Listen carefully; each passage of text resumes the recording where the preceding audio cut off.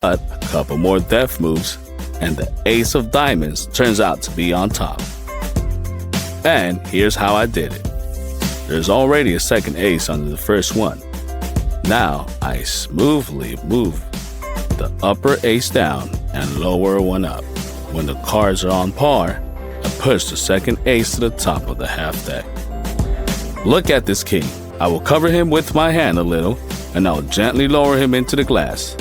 Nothing unusual happened. But now we will enchant the glass. Let's repeat our trick.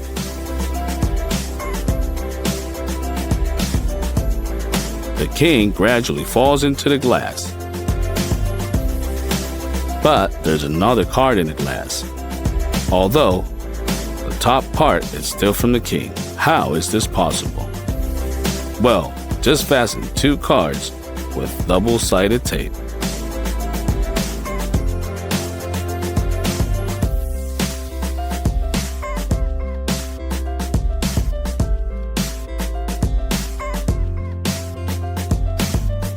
And when they go down into the glass, just pick the top one so that the bottom card is visible. That's the whole secret. Let's take a map and start quickly flipping through the pages, throwing it at random places. We opened the book and incredibly, the 9 landed on the 9th chapter. The trick of the trick is that the 9 originally lay on the 9th page, and we just quietly threw out the second card. When you quickly flip through the pages, the map itself will jump out, as if it had just got there. Let's try to put a card on the glass, and put a coin on its edges. The structure is falling. Let's try to push the card a little further, but the coin still outweighs. Then pour water into the glass to the brim. Let's put a card and a coin as well. Now, the surface tension will now allow the card to turn over. Let's take an ordinary card and put it on.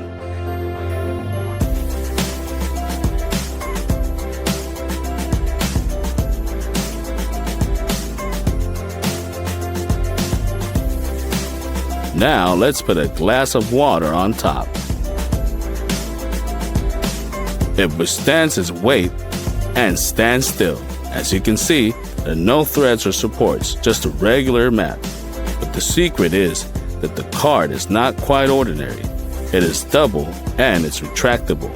Half serves as an additional fulcrum.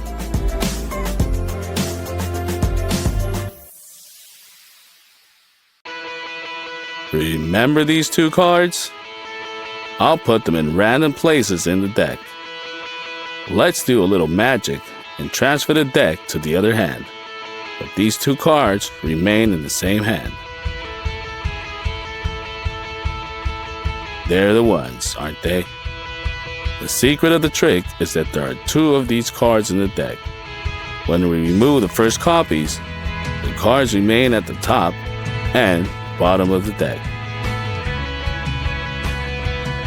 A deft movement of the fingers during the roll, and these cards remain in my hands. That's all.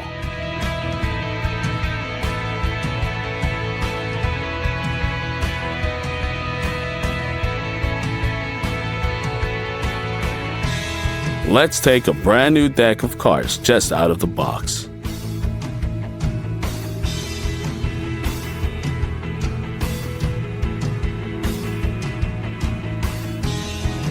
Take the 10 of hearts and put in the center of the deck.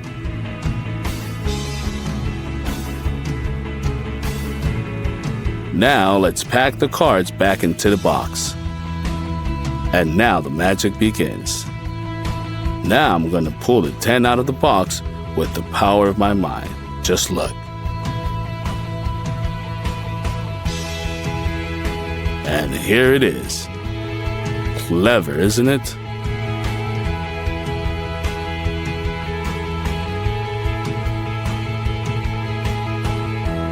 For this trick, we will need to cut out a window like this in several cards.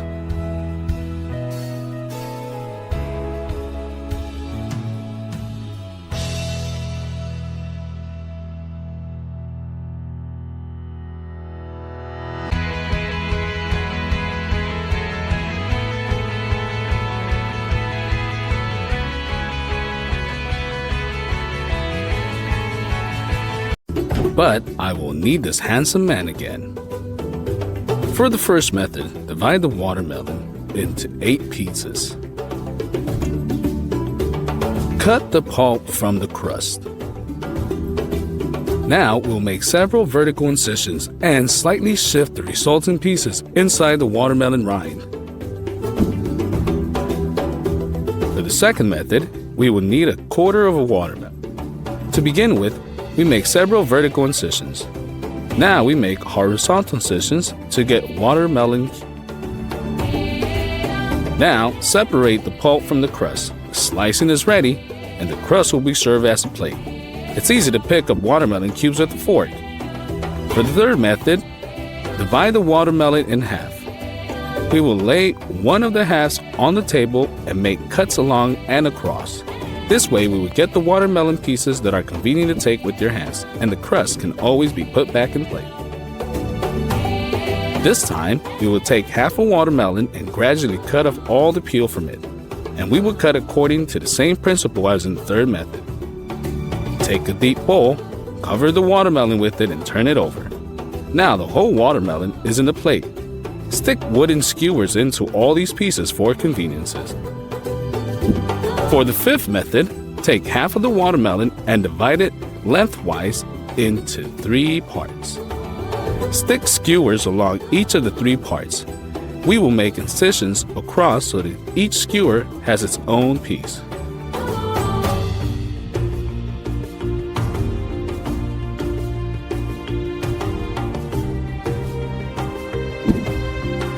A coin will do for slicing watermelon. A small press on the coin and the watermelon peel lends itself.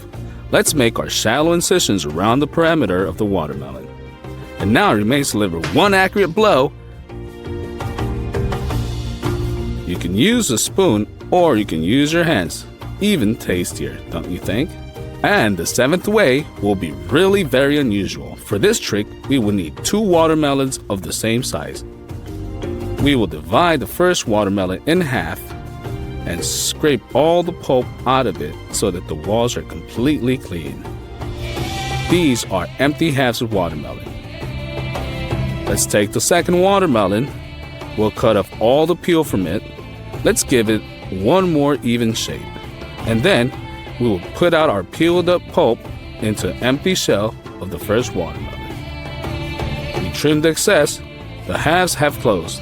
It remains only to wipe the pulp from a damp sponge.